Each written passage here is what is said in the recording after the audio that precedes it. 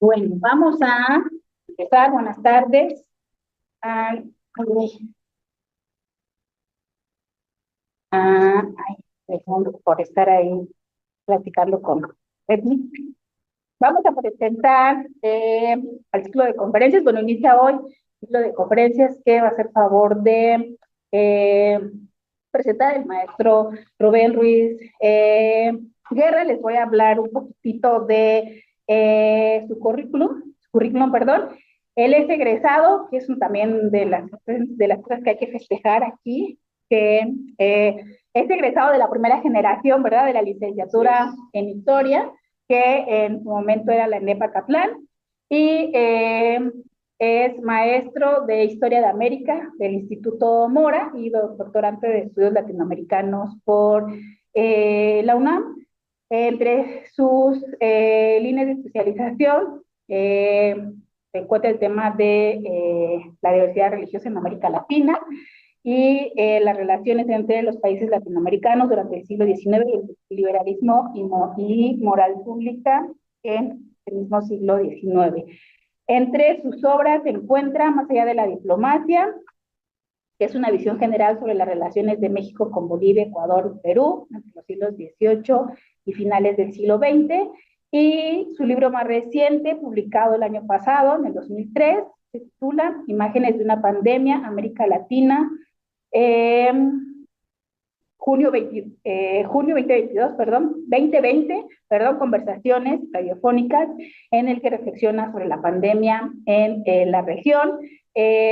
Ha publicado más artículos y capítulos en editoriales como el Fondo de Cultura Económica, siglo XIX, en el Colmex, en el Instituto de Investigaciones Doctor José María Luis Mora, en la UAM, en fin. Y en el tema de la docencia, ha trabajado en el bachillerato del sistema incorporado de la UNAM y en la Facultad de Filosofía y Letras. Es tutor del posgrado en estudios latinoamericanos y ha dirigido y evaluado tesis de licenciatura, maestría y doctorado dentro y fuera de la universidad. He impartido cursos especiales en las universidades Metodista del Sur, en Estados Unidos, Groningen, no sé si se pronuncia así, en Holanda, y Göttingen, que tampoco sé si se pronuncia así, en Alemania, y Deusto, en España. Es investigador titular A en el Centro de Investigaciones sobre América Latina y el Caribe de la universidad y miembro del PRI de nivel C, y fue director de 2016 a el 2023 y actualmente se encuentra en una estancia sabática en la FES Acatlán y bueno, va a hacer favor hoy de impartirnos la primera charla sobre Iglesia Católica y prácticas de fe en la empresa colonial española, siglo XVI y siglo XVII. Gracias. Muchísimas gracias, Sandra. Buenas tardes tengan todas y todos ustedes. Es un verdadero privilegio para mí estar en el lugar en el que me formé. Yo estudié historia en esta facultad, en aquella época era Escuela Nacional, y bueno, es un enorme gusto estar aquí de regreso, pero bueno, terminé mis estudios, inicié en mi carrera profesional, impartí algunos cursos en esta escuela y bueno, que ya después migré hacia la ciudad universitaria. Agradezco justamente porque considero este un enorme privilegio, en primer lugar, al maestro José Cázares por la voluntad, el ánimo, el esfuerzo de armar este ciclo de conferencias, a la maestra Sandra Luna por abrirnos espacio en su horario de clase, eso siempre es muy importante, siempre es muy grato, y a la etnóloga Ana Laura Correa, quien es la encargada de educación continua del Centro de Investigaciones sobre América Latina y el Caribe. Antes de continuar, les voy a pedir, ¿no se pueden hacer un poco más para acá? Tenemos espacio suficiente, hasta donde yo sé, nadie de los que está aquí somos antropófagos, entonces podemos estar con una cierta confianza, ¿no? Y bueno, a mí me sirve porque de este lado hay un poco más de luz, entonces eso está bien, y podemos comunicarnos un poco un poco mejor. El título del ciclo, que creo que no te propuse el título del ciclo, ¿verdad, Pepe? Sí. ¿Lo pusiste tú o fui yo? ¿No? ¿Fui yo? Ay, qué loco. Iglesia y religiosidad en la historia de América Latina. Iglesia y religiosidad en la historia de América Latina, aunque en realidad nos vamos a concentrar fundamentalmente el periodo que va del siglo XVIII a la primera mitad del siglo XIX en las 4 conferencias que vamos a tener. Entonces, la primera de estas habla acerca, fundamental, bueno, da un primer panorama general acerca de la manera en que la Iglesia Católica, la práctica de fe católica, tuvo una incidencia muy importante en algo que ha marcado estas tierras, algo que ha marcado lo que algunos llaman el hemisferio occidental, algunos otros llaman la América Latina y el Caribe, que es la empresa colonial española. ¿Y por qué es importante esto? Porque ahí se van gestando una serie de procesos que todavía están vigentes hoy en día en nuestra región y que marcaron de una manera muy importante lo que sucedió en los 3 siglos de dominación española y después en el proceso, en la transición hacia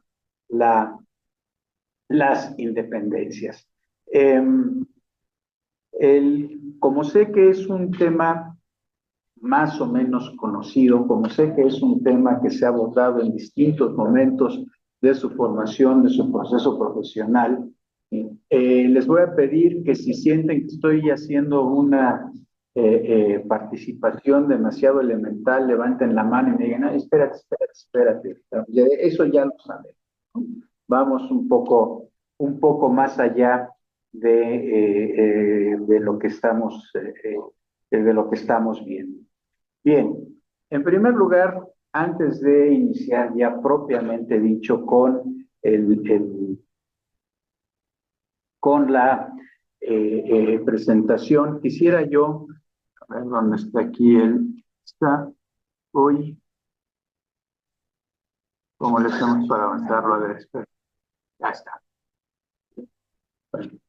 Presentar rápidamente el esquema, vamos a hablar un poco de ciertos antecedentes que todos son indispensables, vamos a hablar acerca de lo que se consideró el fundamento legal de esta empresa, algunos dicen conquistadora, algunos dicen colonizadora, algunos dicen dominadora, algunos dicen aculturadora, en fin, hay muchas maneras de enfrentar un proceso que fue multifacético, que duró muchísimo tiempo, 3 siglos son muchísimo tiempo. Pensemos, por ejemplo, que México ha sido independiente apenas está tratando, ya llegó a los 200 años. Entonces, el periodo colonial duró el 50% más. Y eso que estamos diciendo con respecto a México lo podemos decir prácticamente de todo el territorio continental de esto que denominamos América Latina. Estamos hablando entonces de un periodo particularmente largo.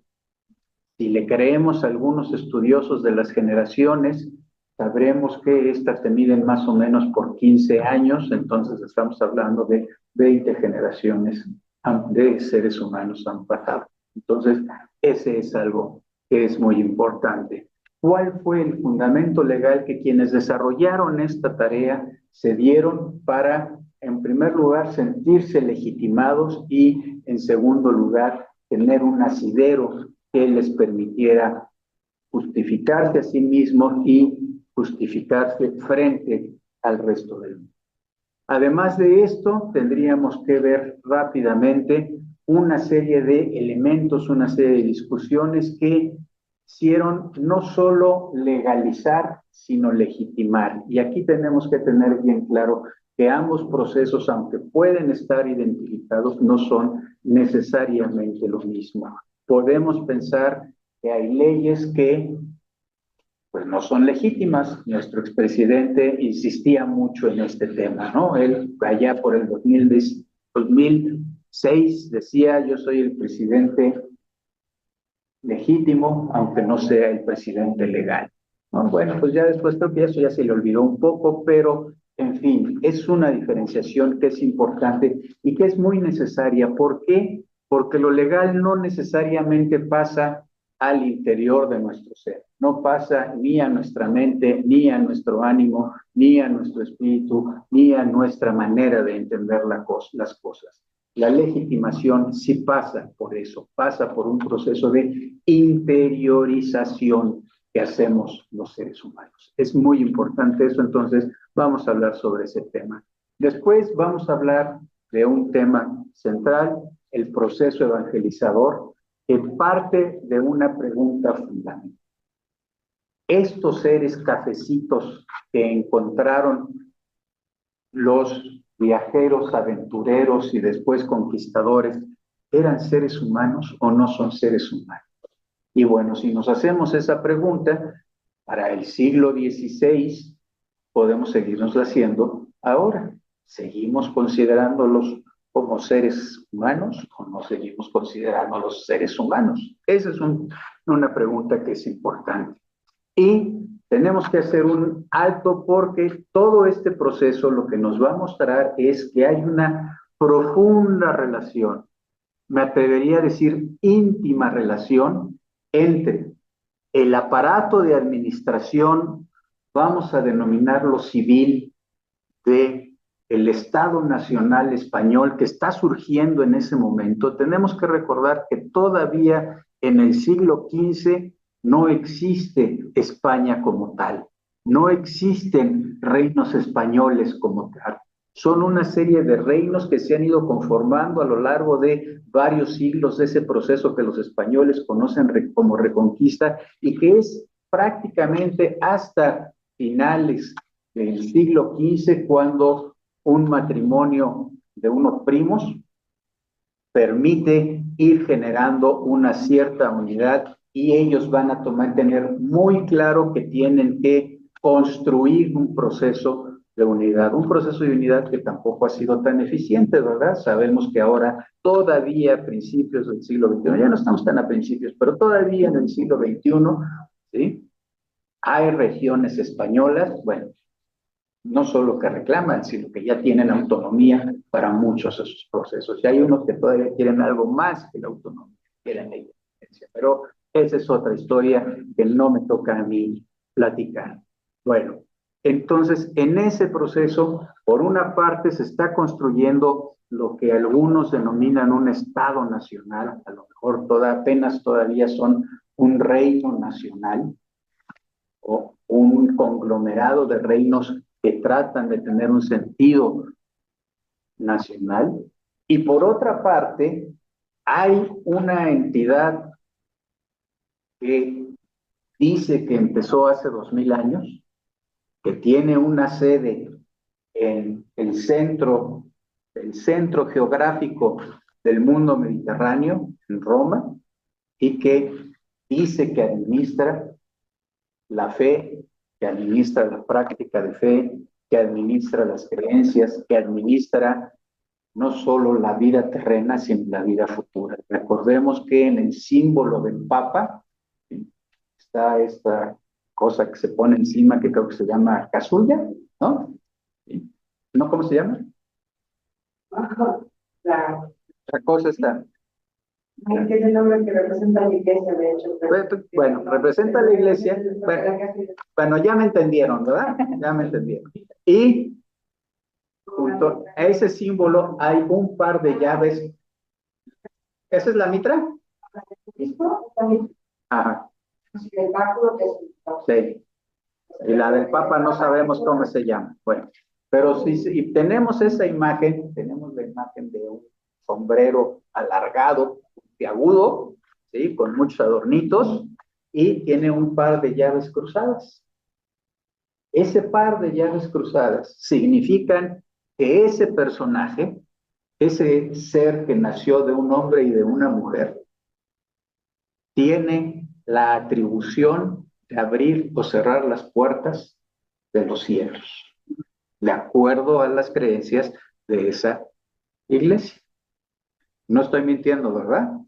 Las llaves de Pedro son justamente las que permiten abrir o cerrar la entrada a la vida ultraterrena cerca del Creador.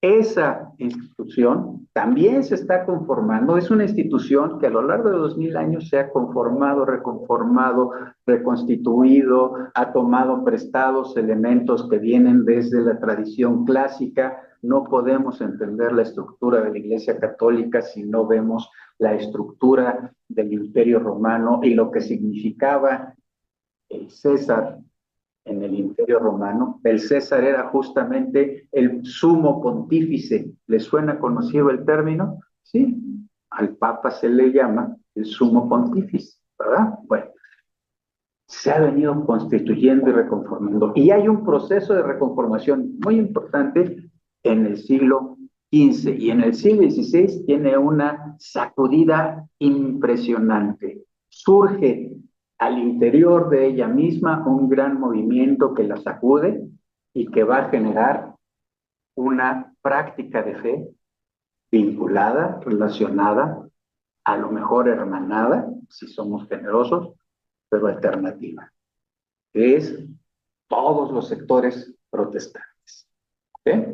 Entonces, tengamos esto presente. Y entonces vamos a hacer un pequeño alto para ver más o menos cómo está la estructura de eso, porque esa estructura también nos ayuda a entender mucho de las relaciones entre la Iglesia y el naciente Estado Nacional. Y por último hablaremos de ciertos factores, ciertos elementos que nos hablan de la práctica de fe, lo que aquí estoy señalando como la religiosidad. ¿Sí? Y marcar ahí dos elementos que son muy importantes, que van a caracterizar en buena medida la práctica de fe en la colonia, las colonias hispanoamericanas, bueno, podríamos decir ibéricas, porque también hay hay un proceso paralelo en el mundo lusitano, ¿sí? Pero en el mundo hispanoamericano. Entonces, este es más o menos el esquema que vamos a utilizar. Y estoy planteando aquí nada más 3 textitos muy elementales que nos hablan de algunos de estos procesos. Hago énfasis en el primero que está señalado ahí, el texto de García Añorveros, que se llama La Iglesia en el Reino de Guatemala. En realidad, el título promete mucho menos de lo que ofrece. En realidad, es una explicación muy clara de lo que es la estructura de la Iglesia Católica, sí, de la época colonial y cuáles son sus partes y todo. Eso es un texto bien interesante.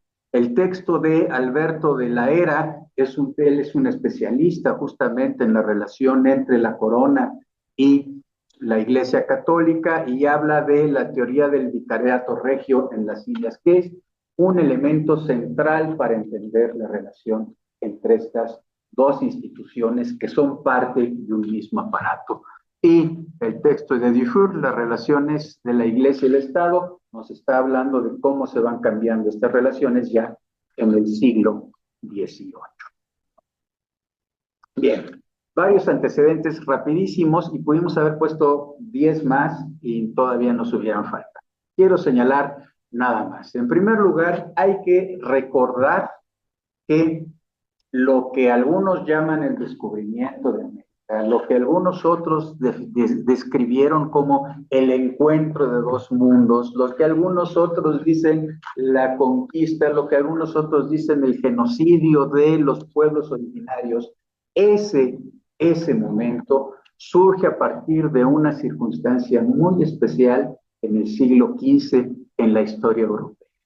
Si le hacemos caso a Enrique Dussel, que era un historiador, teólogo, filósofo, realmente muy significativo, un expositor verdaderamente extraordinario. Yo estuve en un auditorio de 500 personas y vi nada más cómo él los traía todos comiendo de su mano y hablaba y decía cierta cosa, y todos estábamos expectantes y entonces daba la respuesta y entonces todos, en fin, un tipo de relación realmente muy importante. Si hacemos caso a lo que decía Enrique Dussel, tendríamos que recordar que en el siglo XV, en realidad, Europa no es la parte central, no es la parte nodal del desarrollo histórico en el globo terráqueo. Nosotros cuando vemos los mapas que compramos comprábamos en la palería, ahora los que encontramos en internet, nos ponen a Europa en el centro, ¿verdad?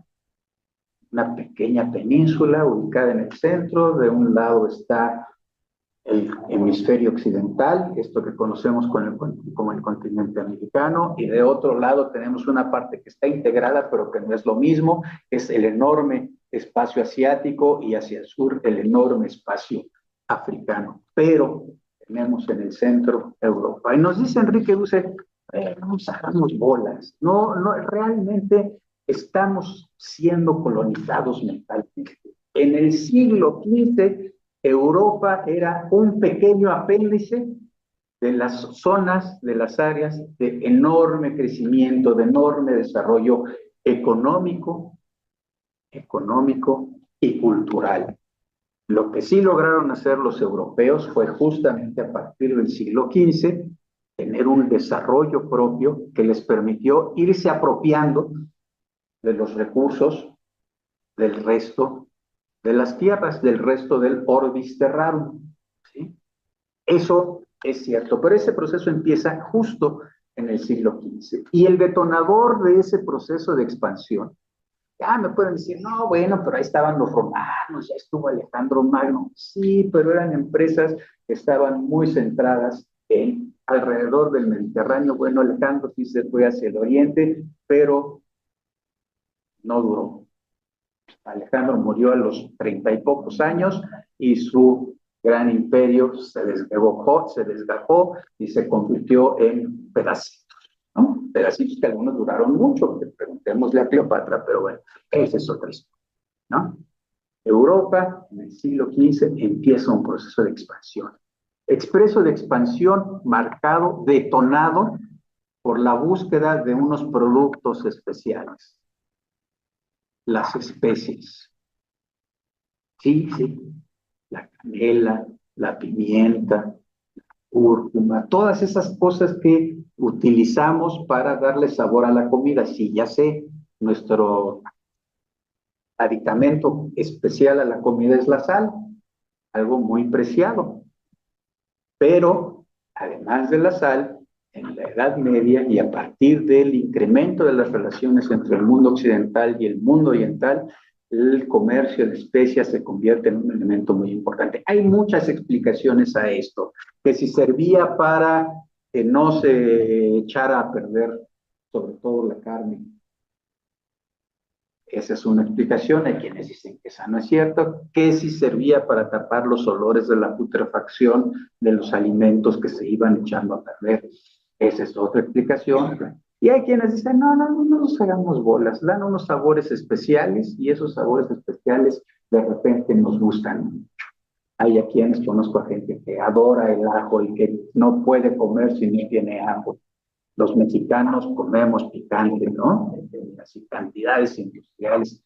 En los años 60 había un futbolista de las Chivas Rayadas de Guadalajara, en aquella época el rebaño sagrado, porque fueron a brindarle sus torneos a la Virgen de Zapopan, no a la Virgen de Guadalupe, a la de Zapopan, y un jugador que jugaba ahí era el Jamaicón Villegas, que era un muy buen defensa, si mal no recuerdo, y él fue seleccionado nacional, y el señor, cuando viajaron a Europa, cuando la selección nacional viajó a Europa, se hizo famoso porque llevaba sus latitas de chile.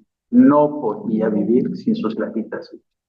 Esto nos puede dar una idea de la importancia que pueden tener en un momento determinado los condimentos para nuestros alimentos. Todos los seres humanos comemos alimentos condimentados. Y es la sed de ese producto lo que impulsa el gran crecimiento del mundo europeo. ¿Sí? Como en el finales del siglo XIX, principios del XX y todavía en el siglo XXI el petróleo. El petróleo sigue marcando la vida de los seres humanos en esta tierra. y en algún otro momento fue el oro, en algún otro momento fue la plata, en fin, una serie de elementos así.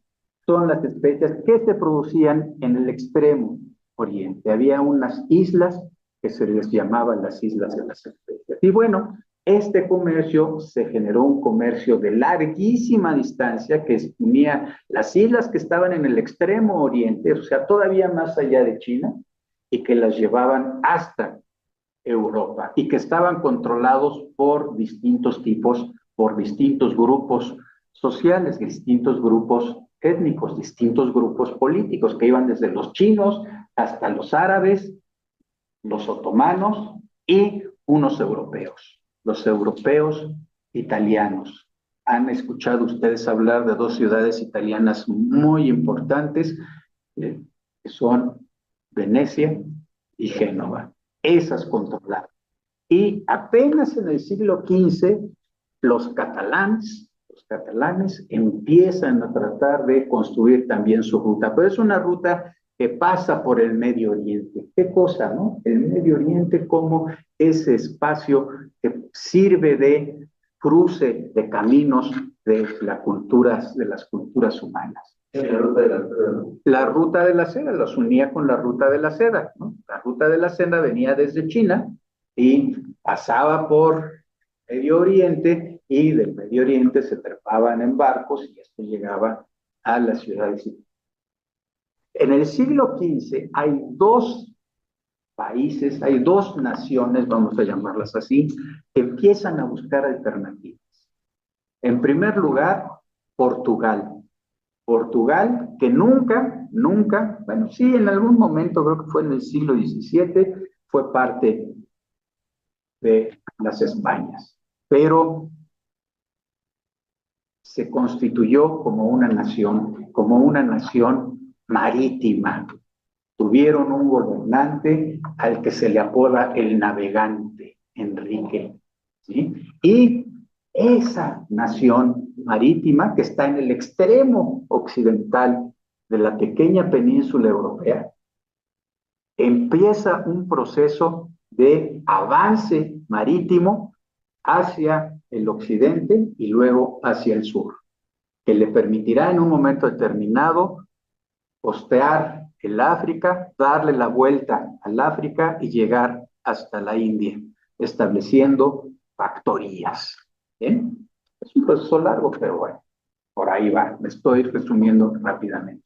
Pero y en buena medida ese avance se explica también porque los árabes han estado teniendo un desarrollo marítimo muy importante. Si nosotros viéramos un mapa de los avances del mundo en ese momento, veríamos una enorme cantidad de rutas, así como está la ruta de la seda, también tendríamos una enorme cantidad de avances de rutas marítimas por el Océano Índico y por toda esa parte que uniría, digamos, el oriente de China con el Medio Oriente.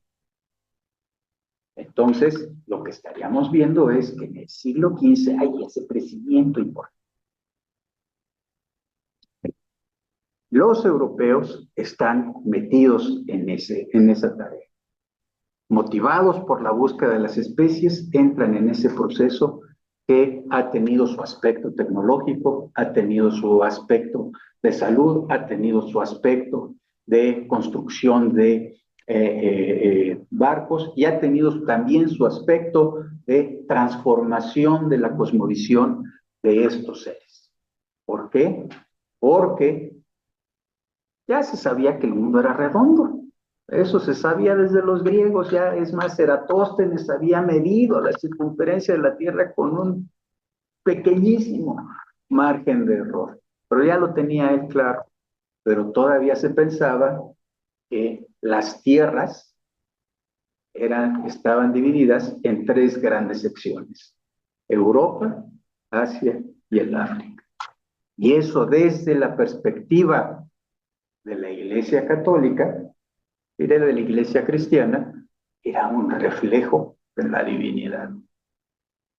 Los cristianos a lo largo el periodo que conocemos, la Edad Media, fueron precisando ciertas ideas teológicas y se arraigó una que decía que Dios estaba hecho de tres personas: Dios Padre, Dios Hijo y Dios Espíritu Santo. Y si hay tres continentes, pues a lo mejor es el reflejo de las tres.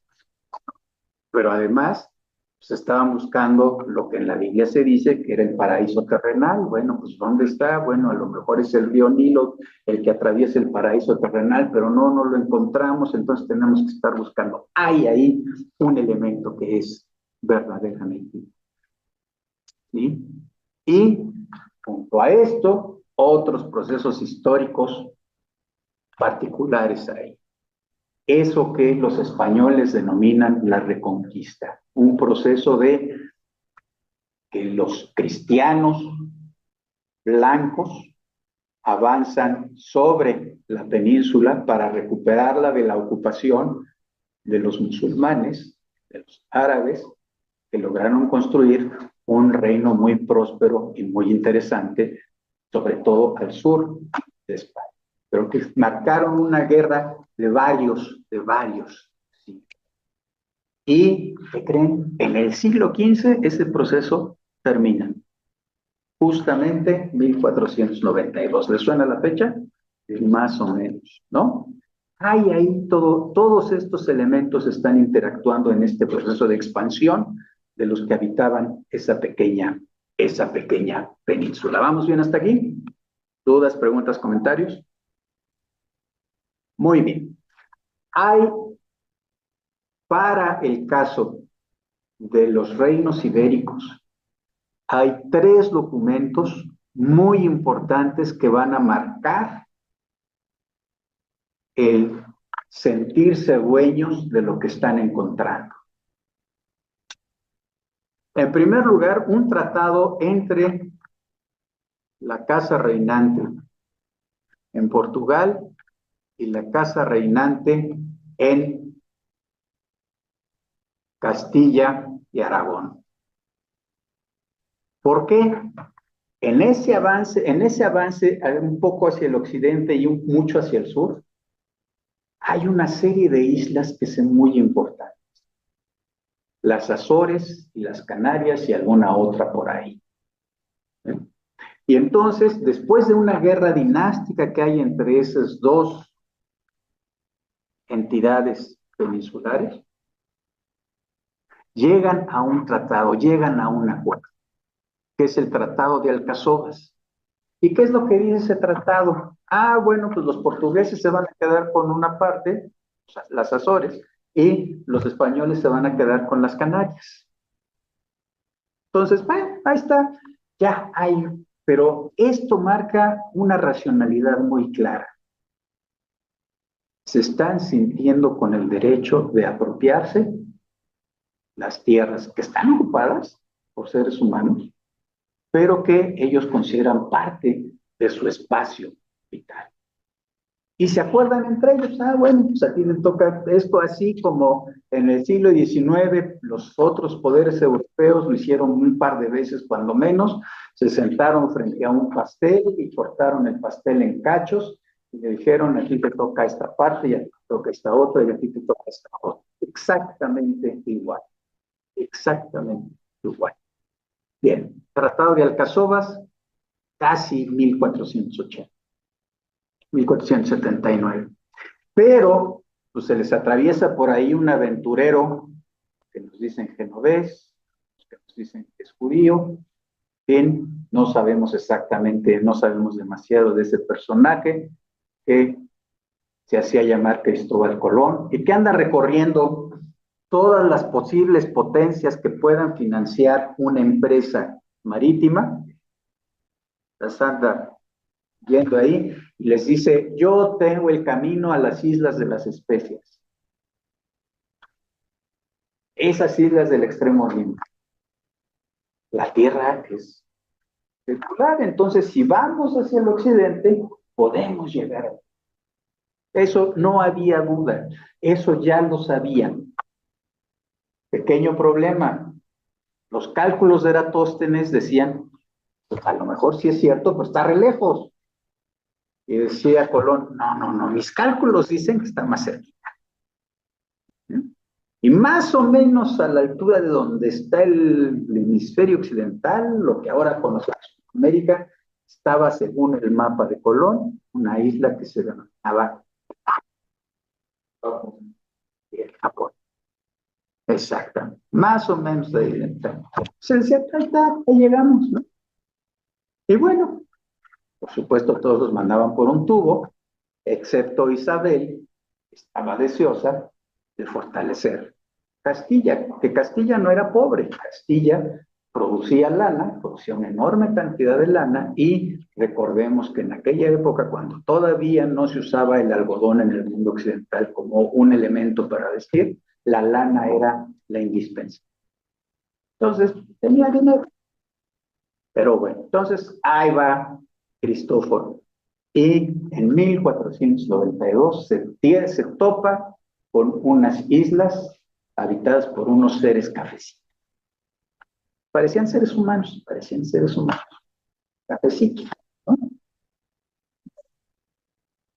Regresa con las noticias, lleva algunos, toma algunos, deja algunos españoles ahí en un fuerte que estaba siendo destruido, etc.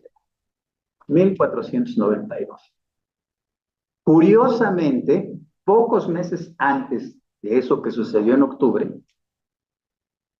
había ocupado la silla papal un español, un religioso español, de que toma el nombre de Alejandro VI.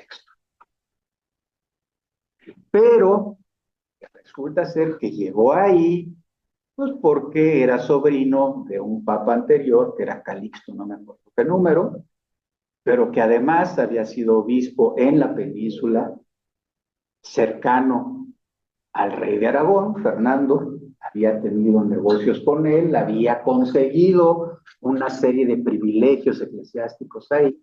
Y entonces, inmediatamente que tienen noticia los reyes españoles, los reyes castellano-aragoneses del descubrimiento, van con él y dicen, oye, acá nos encantaron unas tierras que no tienen dueño cristiano. No tienen dueño cristiano. Bueno, pues y entonces Alejandro, en 4 meses, en 3 o 4 meses, produce unos documentos que se conocen en la historia como las bulas alejandrinas. ¿Y qué establecen las bulas alejandrinas? Vamos y luego regresamos. Le da a los reyes de esa pequeña península las tierras que se hayan encontrado y que se vayan a encontrar,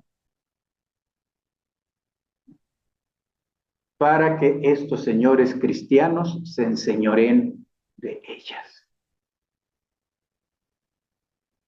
El Papa Alejandro VI, la cabeza de la Iglesia Católica, le da a los reyes de Castilla y Aragón las tierras que se hayan encontrado y las que se vayan a encontrar. Hacia el occidente. Bueno, pues los portugueses, ¿cómo le hacemos para regresar la película?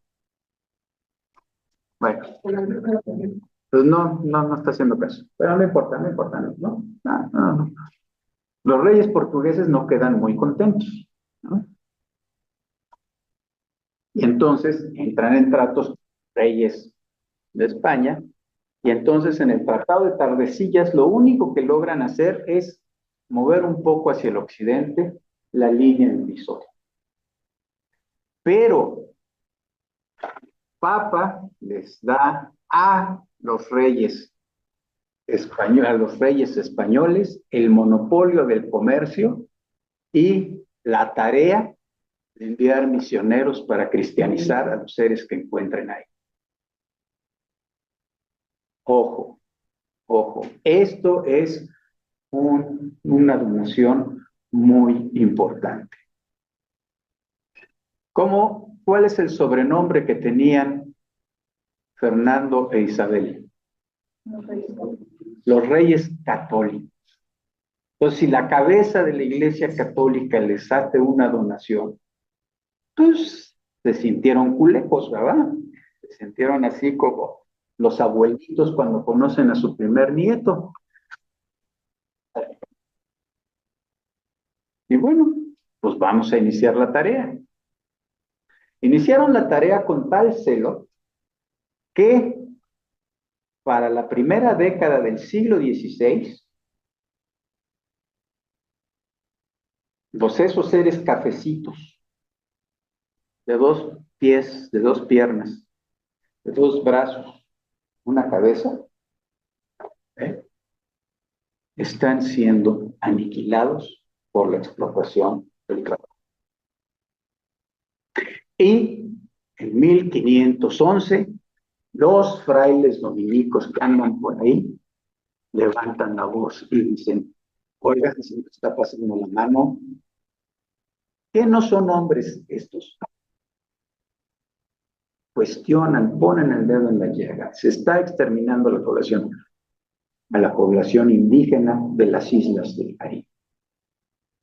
Ahora, cuando pensamos en quienes habitan las islas del Caribe, pensamos en gente de origen africano.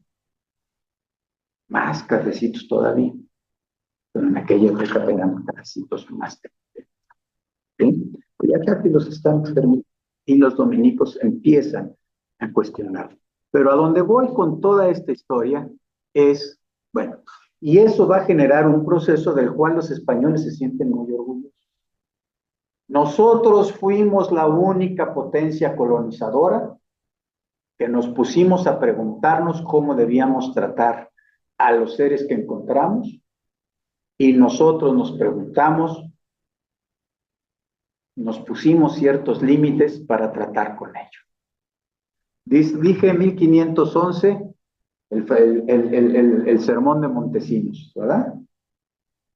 1512 hay una reunión en Burgos y se generan unas leyes para controlar de alguna manera lo que está sucediendo. Son unas leyes que sobre todo regulan el trabajo, aunque establecen con toda claridad que hay que evangelizar a estos personajes.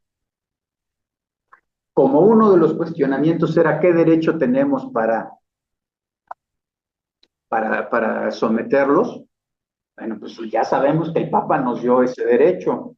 Pues sí, pero de todas maneras está medio cargado hacerles la guerra y hacerlos esclavos sin darles un aviso, ¿no? Un cierto concepto de derechos humanos. Bueno, ahí en Burgos se genera un requerimiento que antes de someterlos por las armas, les dicen, oigan, pues estas tierras el Papa se las dio a los reyes, sométanse, pórtense bien con ellos, ¿no? Pero lo decían en una lengua que pues ellos no entendían, ¿verdad? Una pelotera. Pero los herederos de los primeros colonizadores siguen tratando muy mal a estos seres que han encontrado y se generan unas leyes nuevas, unas leyes que tratan de regular una institución central que se ha generado, la encomienda. Y todavía a mediados de siglo, en 1515, nuevamente los dominicos, un dominico muy famoso, Fray Bartolomé de las Casas, discute la humanidad de los seres que se han encontrado. Y lo discute contra otro religioso, Ginés de Sepúlveda, Francisco Ginés de Sepúlveda, quien dice, bueno, pues sí, a lo mejor sí son humanos, pero pues le deben obediencia y le deben trabajo a nuestros reyes. Es la gran discusión. Pero lo que estamos viendo aquí es que en esta empresa que tenía una faceta económica muy clara, que va tomando una faceta política muy clara, tiene un papel central la institución eclesiástica. ¿Sí nos queda claro esto? ¿Sí? Bien. Bueno, las leyes de Burgos, los indios son libres, deben ser instruidos en la fe católica, pueden ser obligados a trabajar para los cristianos, pero tienen que recibir un salario apropiado. Todos sabemos lo que es recibir un salario apropiado, ¿verdad? Bueno, ¿de qué nos está hablando esto? de que en la empresa colonial española, portuguesa también, hay una íntima relación entre las instituciones cívico-políticas, las coronas, y la institución religiosa, la Iglesia Católica. Una y otra se complementan, se dan sentido, se apoyan, conviven. Pero claro, todos sabemos que cualquier convivencia implica un proceso de negociación, ¿verdad? Todos aquellos que han tenido que lidiar con sus padres o con sus hermanos lo saben. Todos aquellos que han tenido que lidiar con sus parejas lo saben.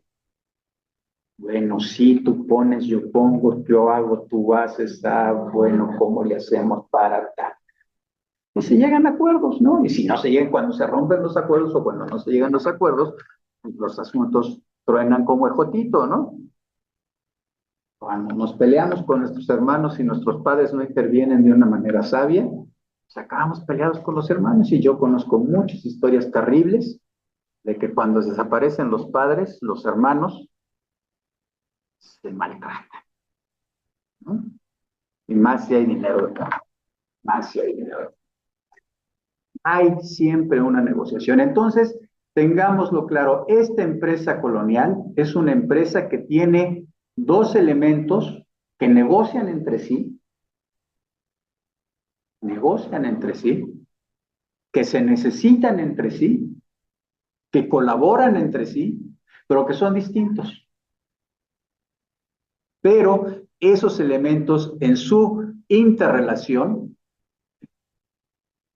van a ir definiendo cómo se hacen las cosas. ¿Vamos bien hasta aquí? Ay, ya me quedé sin... Ay, ya me quedé sin PPT. A ver.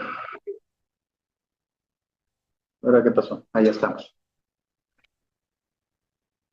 Hoy, bueno, aquí metemos lo de la estructura. Cuando hablamos de Iglesia Católica, estamos hablando de una institución con un chorro de cachitos. ¿Sí? Ni la iglesia cristiana y la católica, desde sus orígenes hasta ahora, ha estado formada por cachitos. Todos nos dicen, bueno, pues es que el Papa es la cabeza de la Iglesia Católica y le dice qué se debe hacer y cómo se debe hacer. Pregúntenle a Francisco. ¿Sí? Yo tengo muchos amigos y muchas amigas. No, sí, con este Papa yo hasta me convierto y me bautizo y ¡ay, qué buena onda! Preguntémonos qué tantas cosas ha logrado. Pues no ha podido porque como hay tantos cachitos, controlarlos es sumamente complicado, ¿no? Ok, ya está la cabeza de la Iglesia Católica, ¿no? Hay cuando menos dos grandes secciones de clero. ¿Qué queremos decir con clero? Ministros de lo sagrado, consagrados para hacer funciones sagradas. Es más, dentro de la Iglesia Católica, hasta adquieren un estatus distinto al del resto de los seres humanos. ¿Sí?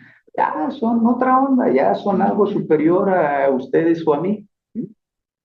¿Por qué? Porque han sido investidos del poder de la divinidad a través de su representación en la tierra, que es la institución eclesial. Por una parte, lo que se conoce como el clero secular, todos hemos oído hablar de los obispos, ¿verdad? Y todos hemos oído hablar de los sacerdotes. Ay, el padrecito A que está en la parroquia no sé cuál y el padrecito B que está en la parroquia no sé cuál, que son seculares. ¿No? A los al clero secular lo ordena directamente o por interpósita persona el Papa. Los obispos, esa iglesia está ordenada en secciones territoriales que son las diócesis, que están al mando de obispos. ¿Sí? Y esos obispos, a su vez, son los que ordenan a los sacerdotes. ¿Sí? En aquella época, sea los que controlaban, los que administraban las parroquias o los que administraban las doctrinas, que en realidad era lo mismo, pero dependiendo de a quién estaba dirigido. Las doctrinas eran más especializadas en música, ¿no? Pero, digámoslo de alguna manera, hay una línea de administración, una línea clara de mando, ¿no? Papa, al clero secular, a la diócesis, en las administraciones centrales de esos territorios, las catedrales, hay un cabildo que está conformado por una serie de ministros que no dependen necesariamente del obispo, pero que cumplen una serie de funciones administrativas y que a falta del obispo, pues ellos hacían las funciones administrativas, que eso era algo muy común en el periodo colonial. Y de ahí se derivan las parroquias y las doctrinas administradas por sacerdotes. Hay una línea de mando, directa o indirecta, desde el Papa hasta ahí abajo. Es importante que lo tengamos presente. Y, por otra parte, hay un clero que es el clero regular. Cuando yo más o menos tenía su edad, era un poco menos, salió una película muy famosa que se llamó Hermano, soy hermana. Entonces era la historia de un señor que se hizo llamar Francisco y que después se hizo santo y que creó un gran movimiento. Cuates se reunían para predicar y bueno, Francisco era bien buena onda y todo esto, ¿no? Y el Papa lo reconoció. Y como en aquella época todavía el tema del celibato sacerdotal no estaba tan arraigado, pues entonces hasta se conchavó a una mujer también religiosa por ahí, en fin, ¿no? Es historia.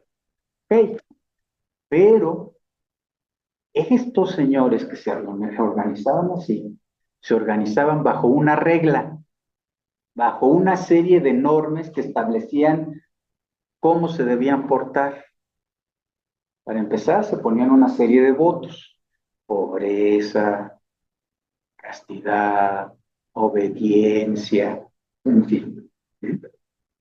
Pero no tenían un vínculo directo con el obispo y con el papa. Eran organizaciones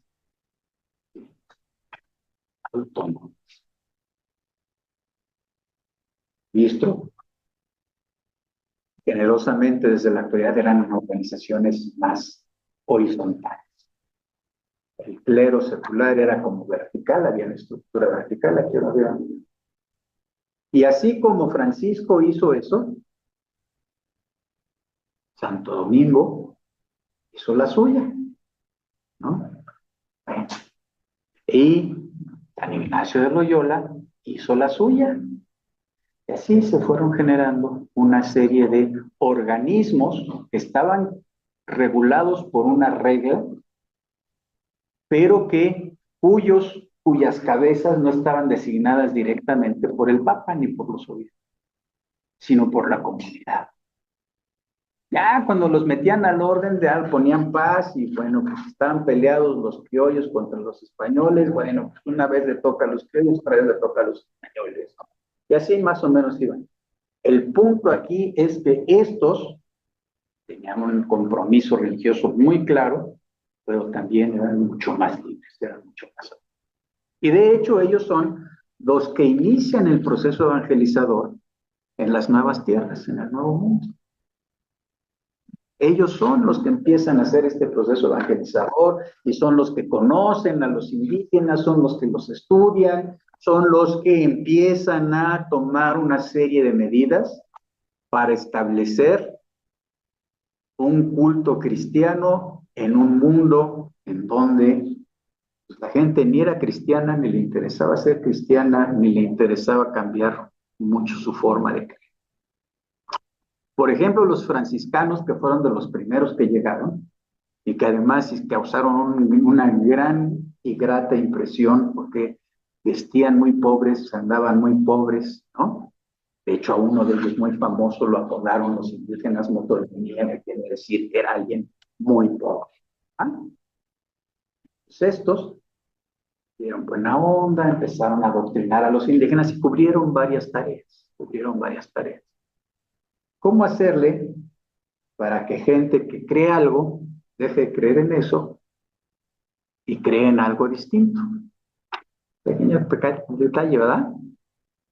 Entonces a los franciscanos se les ocurrió, vamos a ir sustituyendo deidades prehispánicas, deidades aborígenes, por nuevas, no deidades, nuevas formas cristianas de adoración. El ejemplo más claro de todos, vamos a cambiar a la madre Tonantzin, que es la madre de los dioses, la madre de la tierra, ahí que tenía su adoratorio en el Cerro de Guadalupe, que se conoció como el Cerro de Guadalupe, por una manifestación de la Virgen María, la Virgen de Guadalupe, por ejemplo.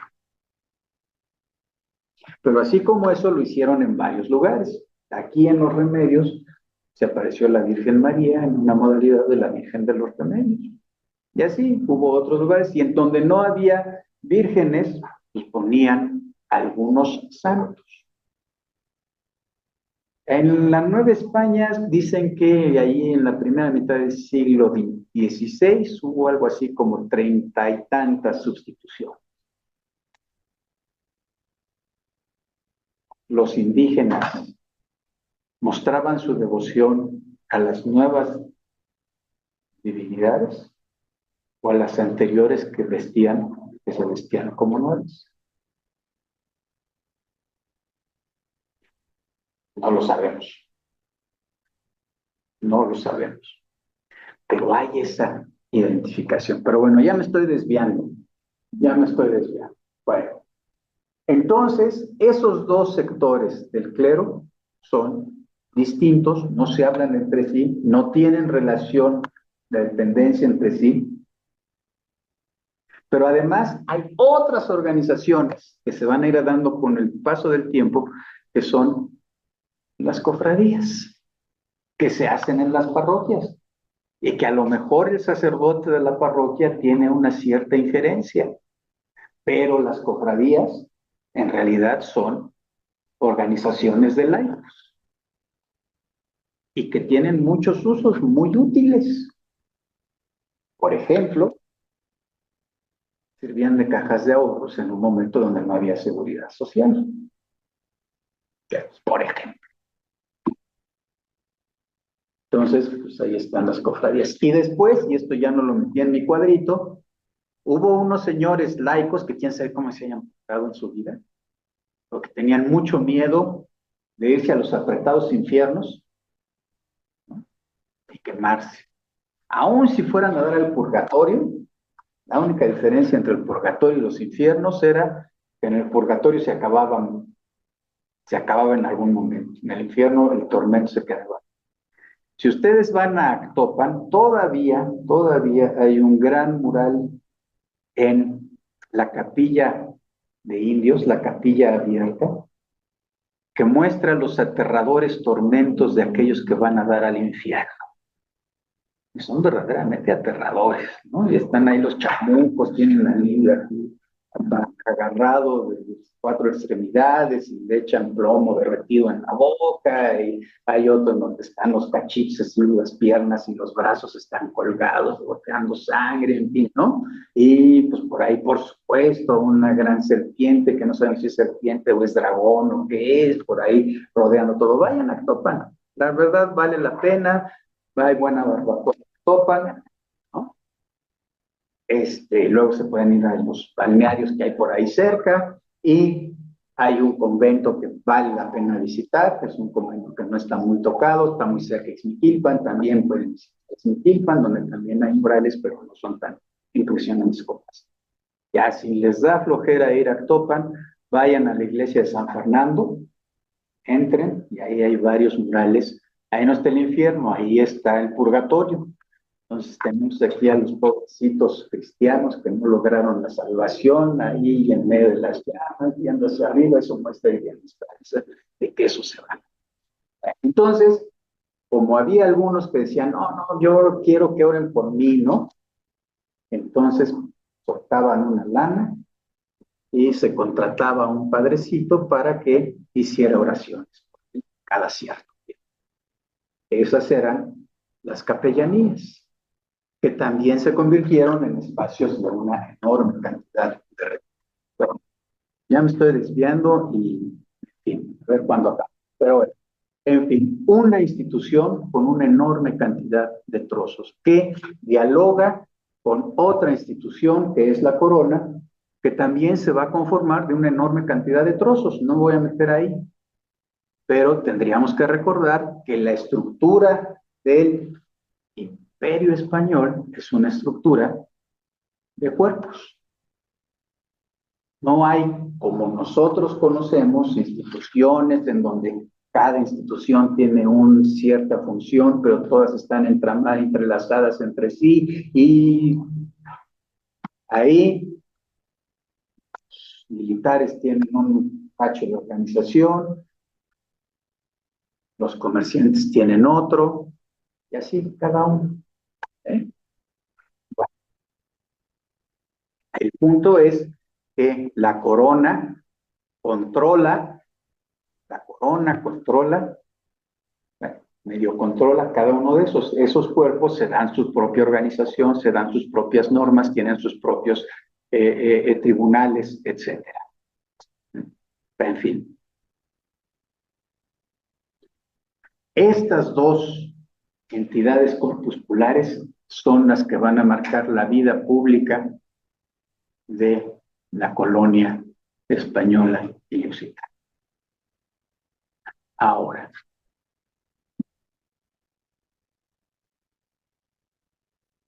la forma de unirlas la idearon el Papa y los reyes españoles por medio de una institución que es el Real Patronato, que evolucionará hacia el vicariato.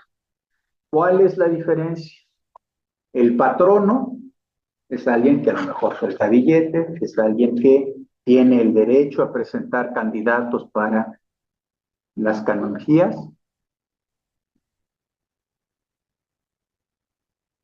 mientras que el vicario es el representante del Papa. Y si el Papa es el representante de Dios en la tierra, pues de alguna manera quien detenta el vicariato es el representante de Dios en ese cacho de tierra. ¿Sí se nota la diferencia? Es importante que tengamos esto en claro.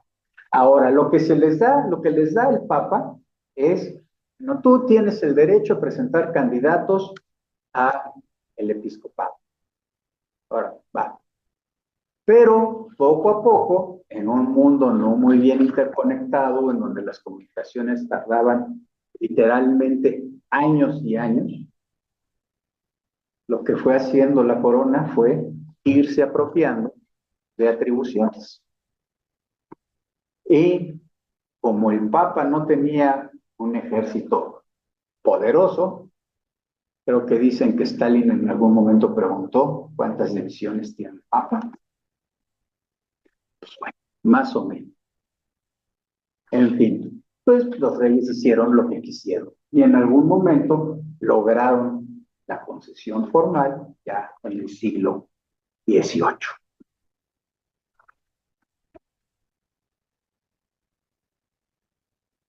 ¿Qué hicieron los reyes con ese poder? Reformar las instituciones religiosas para que les sirvieran a ellos. Ok, iban a cumplir su función divina, pero iban a cumplir también funciones que a ellos les interesaban. Y lo primero que intentaron hacer, o lo primero que hicieron fue, y lo que hicieron también después fue una gran reforma eclesiástica. Si le hacemos caso a las ideas cristianas de que los hombres somos pecadores y que entonces tendemos hacia el mal y hacia el pecado y por eso la iglesia nos tiene que estar cuidando, pues bueno, eso le pasó a los seres humanos que conformaban la institución. Y cuando se desviaban, entonces los reyes decían, oye, pues es que a mí eso no me sirve, entonces tengo que reformarlos para que se metan un poco al carril. Hay una gran reforma religiosa, finales del siglo XV, principios del siglo XVI, encabezada ciertamente por los reyes católicos, en particular por Isabel y un sacerdote de su confianza, Francisco Jiménez de Cisneros. Y hacen una gran reforma. Y entonces, ¿qué establecen en esa gran reforma? Nombrar obispos que fueran virtuosos y no que fueran como Alejandro VI, que tiene muy mala fama. No sé si sea cierta esa mala fama. Sé que tiene muy mala fama. Si han oído hablar del Papa Borgia y de sus familiares, ¿verdad? Pues ese era Alejandro VI. Entonces, nombrar obispos que no tuvieran tan mala fama. Se educó al clero. Se les educó. Se disciplinó a los regulares. Se reformaron los estudios y se procuró que los ritos respondieran a elementos internos. Eso es la reforma del siglo XVI. Muy importante. Pero bueno, ese es, por ejemplo, algo que hizo quien detentaba la corona con el patronato. Controlar, regular, educar, moralizar a los agentes religiosos. Pero también se fue apoderando de otros elementos, como por ejemplo, ¿no? Pues tuvo que ver con el nombramiento de obispos, ¿no? Presentaba a los candidatos de las canonjías y el Papa decía, está bien, órale, va. ¿Bien? Era más o menos lo que hacía el presidente antes de la reforma judicial. Le presentaba al Senado una terna para que la terna decidiera de esos 3 que le presentaba el presidente, quién pasaba a ser parte de la Suprema Corte de Justicia, por ejemplo. ¿Sí? Lo mismo pasaba acá, a los obispos. Pero otras tareas, había que enviar misioneros, pero otra muy importante, cobrar diezmos. Cobrar diezmos. Permisos para fundación de conventos y participación en la fundación de Dios. Una participación administrativa medular de quien detentaba la corona, quien detentaba el patronato, en relación con la administración de la iglesia. El rey no decidía, no definía la teología, pero sí definía quiénes eran los administradores. ¿Sí se nota la diferencia? Todavía en el siglo XVI, cuando hay la gran discusión en frente al movimiento que desata Martín Lutero, hay 2 reyes que tienen una participación muy importante. Enrique VIII de Inglaterra, que combate radicalmente, es el gran defensor de la fe católica frente al movimiento protestante, que todavía no se llamaba protestante. Y Carlos V de Alemania, primero de España, también tuvo un papel muy importante. De ahí surgen los protestantes, que hay una serie de príncipes alemanes que le dicen a Carlos V, ¿sabes qué? Nosotros protestamos por lo que estás haciendo al imponernos una forma de creer. Protestamos. Por eso son protestantes. Por eso hay grupos evangélicos actuales que dicen, nosotros no somos protestantes. Nosotros no venimos de esos príncipes alemanes del siglo XVI que se levantaron en contra de la voluntad de Dios. ¿Sí? Pero bueno, estoy desviando. Nuevamente. Pero estamos viendo que hay una serie de procesos administrativos en donde está entrando la iglesia. La corona en la iglesia. Se establecen normas, se vigila a los doctrineros, se busca que haya buen trato a los indios, es las leyes de Burgos, las leyes nuevas, pues de alguna manera tratan de cuidar indígenas, en fin, se vigila la fe. Pero hay uno que es muy importante. Los documentos papales van a tener que tener la aprobación del rey para poder tener vigencia en sus territorios. Está grueso, ¿no? El Papa puede decir, no, pues resulta que, en fin, lo que sea, ¿no? Y el rey puede decir, sí, que se publique en mis tierras. Puede decir que no. Y si no se publica, lo verá, se va. Importantísimo. Y control de derechos. Bien. Para los terrenos coloniales, para los territorios coloniales, por supuesto, el rey no podía estar aquí. El rey español, ningún rey español visitó sus territorios americanos. Y solo unos reyes portugueses, una casa reinante portuguesa llegó a Portugal, llegó a Brasil, y eso ya fue en el siglo XIX a instancias de los británicos, ¿no? Bueno, el Consejo de Indias y los virreyes eran quienes representaban el patronato en estas tierras. Ser virrey era ser el otro yo del rey. No era un cualquiera. Era el otro yo del rey. A falta del rey, este era el mero. ¿Sí? Bueno, ese es un tema que es importante. Ahora, nos vamos a saltar esto de los elementos de la economía eclesiástica porque sí me interesa pasar a otra parte, que es que a cambio de esto, ¿qué hacían los religiosos en esta empresa? Y eran, en verdad, en los siglos XVI y XVII, eran centrales para la empresa colonial. No había suficientes funcionarios, es más, no había funcionarios de la corona para administrar los territorios en las colonias. No los había. Había unos cuantos y había ahí una negociación entre los cuerpos de la casa de los reinos españoles con la creciente influencia de los hijos de los hijos y de los hijos que ya habían nacido aquí y que se habían hecho ricos y que, por supuesto, no querían que los mandara la corona. Y entonces se la pasaban en pleitos entre ellos. ¿Quién controlaba, quién administraba a esos seres cafecitos que se encontraron y que los obligaron a trabajar y que casi los exterminaron?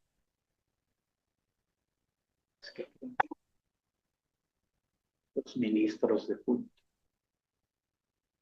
Por una razón muy sencilla, la organización prehispánica, que también había un aparato así administrativo muy poderoso y muy aparatoso, y sí, a Moctezuma le traían el pescado fresco desde el Golfo y venían los tamemes cargándolo, le llegaba el pescado fresco, lo podía comer bien rico, ¿verdad?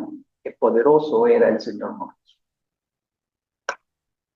Pues no, también había una serie de organismos interiores, pequeños, organizados alrededor de un templo, el Altepetl. La estructura administrativa prehispánica, cuando menos en la época del contacto, estaba conformada por estos lugares, estos espacios organizados alrededor de los lugares de culto, los Altepetl. Claro, eso hacía muy importantes a los que administraban el culto, que no necesariamente eran parte de la casta sacerdotal que hacía los sacrificios humanos en el altar, en el templo mayor. A lo mejor era una organización que tenía que ver con la organización barrial, la organización del Calpulli, en donde había una vinculación de las divinidades con la gente del Calpulli, y era alguien de ese Calpulli el que administraba eso. Pero era entonces una figura humana que administraba lo religioso en una región específica. ¿Y qué creen que hacen los españoles? Trasladan la estructura de las parroquias y la enciman en la estructura de los Altepetl. Pero ya no saldrá de la comunidad el religioso que lo va a administrar, sino saldrá de la estructura religiosa. Y entonces el sacerdote se convierte en esta figura de administración local muy importante. Y esa administración local sigue siendo así hasta la fecha, es el espacio en donde la gente se relaciona con los demás, interactúa, negocia, conoce con quién se va a casar, etc. Ojo, ojo, en la estructura prehispánica no existían las grandes concentraciones. Sí, ahí estaba Teotihuacán, ahí estaba la gran Tenochtitlan, ¿eh? Pero en general la estructura era una estructura en donde la gente estaba distribuida a lo largo y ancho del territorio. ¿Alguno de ustedes conoce Chiapas? ¿Sí? Bueno, si ustedes van a Chiapas, lo que van a ver es que las poblaciones centrales de los municipios de alta población indígena son poblaciones muy chiquitas. En donde está el templo, claro, ¿no? Mula, y las que quieran, San Andrés Larrainza, los que... Y lo que van a ver cuando van en el camino a esas poblaciones es un chorro de pequeñísimos poblados, pequeñísimos, con concentraciones de 10, 15 familias, ¿no? Que están y que tienen ahí su parcela, su parcela de 2 hectáreas, ¿no? O sea, una miseria de parcela. Y que tienen que salir a trabajar en posta para poder conseguir el dinero para pagar los impuestos. En fin, es una organización muy fea, ¿no? Muy poco generosa con los alimentos, pero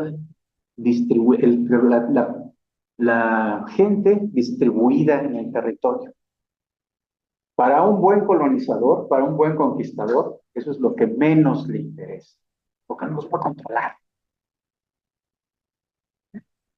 Lo que hicieron en algunas zonas, como por ejemplo en Chiapas, si ustedes van a San Cristóbal de las Casas y les dicen, ve a visitar el mercado, vas a encontrar ahí a las mujeres indígenas con sus trajes bordados de cada región. Entonces las mujeres que van de San Juan tienen un cierto patrón y las que van de Larrainza tienen otro patrón y las que van de cualquier otro tienen otro patrón en el bordado.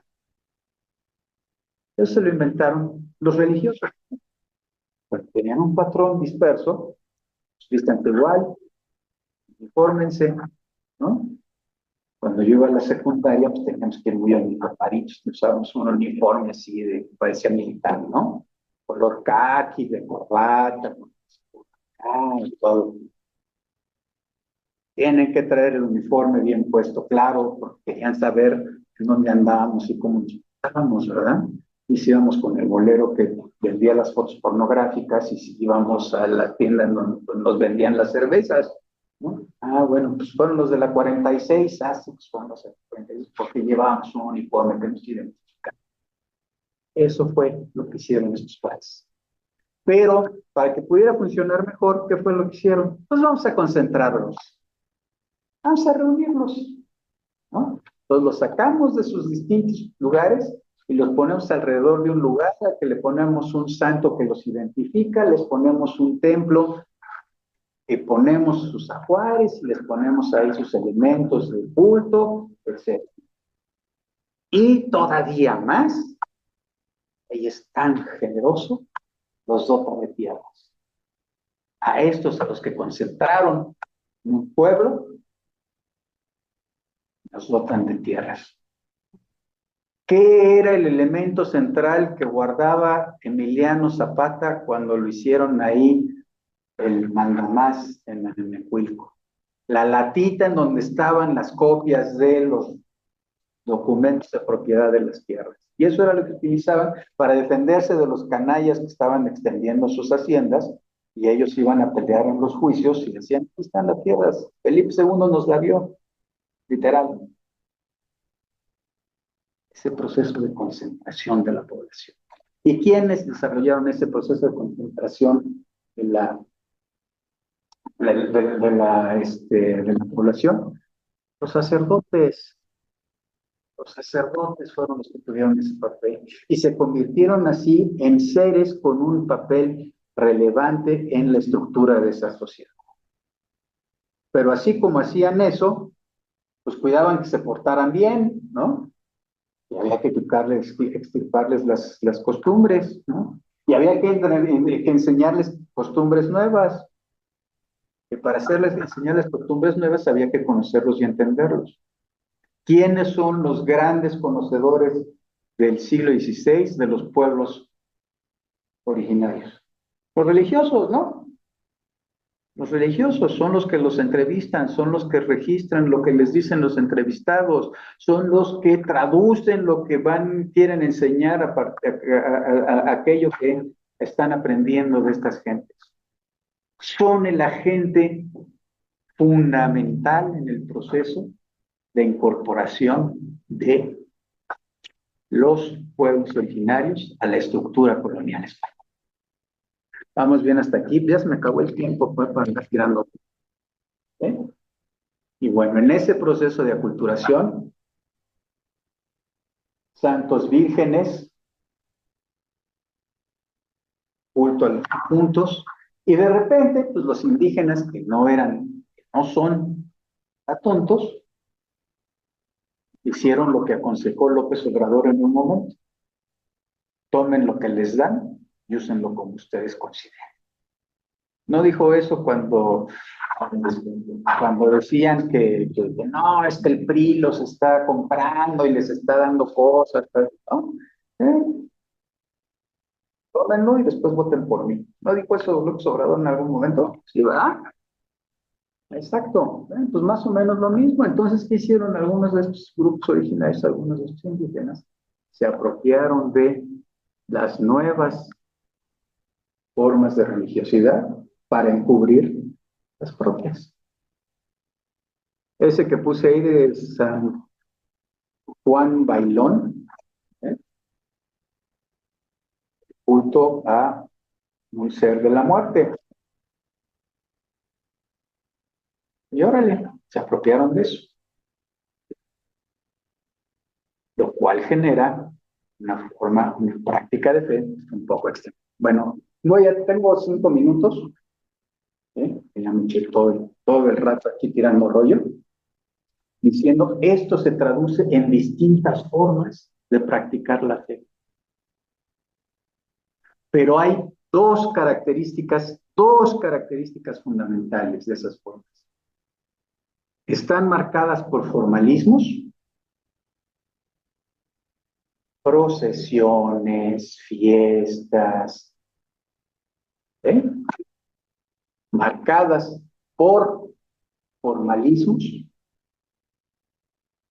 ¿Y cuál era la otra que les quería yo insistir? Esos formalismos muy llamativos. Danzas, bailes. ¿Te suena conocido? Sí, ¿verdad?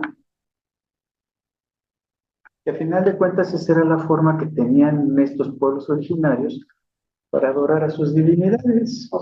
¿Sí? No nada más eran sacrificios humanos y los aventaban rodando para que se desmembraran y ahí estaba la Coyolxauhqui representando el desmembrado, ¿no? Así estaba. Creo que ya en el nuevo museo, ya la pusieron así, ya no la ves ya para desmembrada, ¿no? Yo sí que los aventaban. Ya después los pasaban al pozole. Era otra parte de la historia, ¿no? Pero necesitaban comer proteínas, no eran suficientes proteínas. ¿No? ¿Mande? Las proteínas humanas.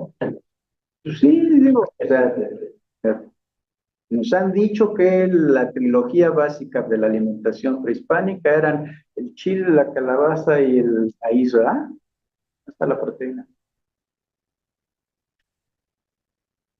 Los que vivían aquí en la zona lacustre, bueno, pues sí, agarraban, sean sus tortas de plancton, sus tortas de mosquitos y esas cosas, ¿no? Pero bueno, esa es otra historia que no voy a contar yo. No, de veras, créanme, lean a Charles Gibson, Los aztecas bajo el dominio español. es un libro clásico de los años 70, ¿no? Lean. Y eso es lo que nos cuenta cuáles eran los recursos de la zona lacustre. Bueno, pero en fin, es esa apropiación y esas manifestaciones. Y ojo, esto es importante porque si vienen a la conferencia de mañana, ¿sí? Pues ahí platicaremos cómo en el siglo XVIII, con unas nuevas formas de entender la práctica de fe, van a decir, oiga, no, pues eso como que se nos está pasando, ¿no? Creo que ese tipo de manifestaciones pueden conflictuarse con la práctica cristiana.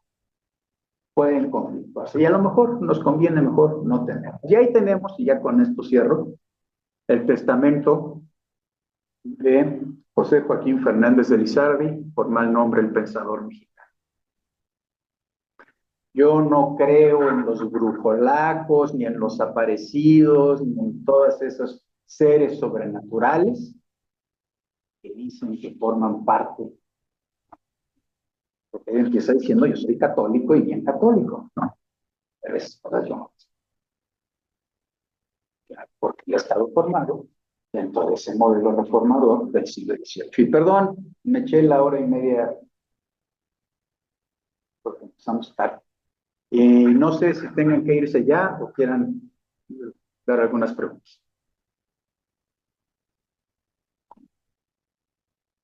Bueno, tres ideas fundamentales. La administración colonial ibérica implicó una colaboración profunda, íntima, entre la organización política y la organización religiosa. No eran lo mismo, ¿eh? No eran lo mismo, pero sí tenían una relación íntima. Yo conozco matrimonios de varios años en donde ya parecen uno y lo mismo. Hablan igual, se ríen igual, les gustan las mismas cosas, pero no son lo mismo. Es un proceso. ¿Eh? Y a la hora que sea necesario, marcarán las diferencias. Ah, bueno, pues es que esos son los hijos de él, no son los mismos. ¿Vale? Depende si se acuerdan. No, pues, bueno, en fin. Entonces, esa relación íntima. Segundo, una relación íntima que de alguna manera está enraizada en las formas de práctica de fe y organización religiosa de los pueblos originarios. No son nuevos, no son traídas, trasplantadas totalmente. En todo caso, son interrelacionadas. Y tercero, justamente por esa relación tan cercana, debemos tener claro que hay un proceso de transformación mutua.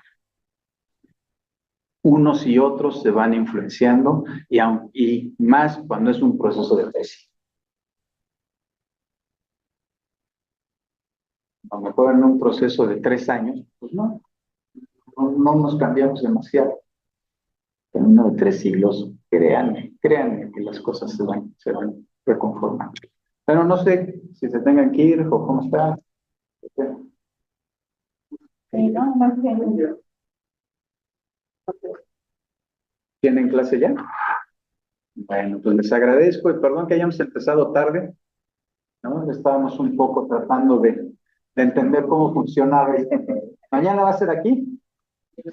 Mañana es aquí y es de 12 a 2 o de 2 a 4. No. De 3. No, mañana es de 4 a 6, ¿no? 4 a 6. Mañana es de 4 a 6. Igual y nos traemos unos fotos. ¿No? De veras, muchísimas gracias. Espero que haya sido de interés.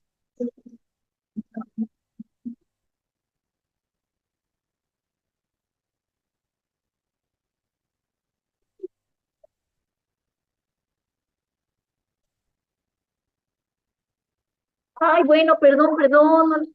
Antes de que se vayan, vamos a dar eso. No, maestro, el tiempo. La primera, pero Muchísimas gracias. De veras, no es toro. Estoy muy agradecido, muy contento.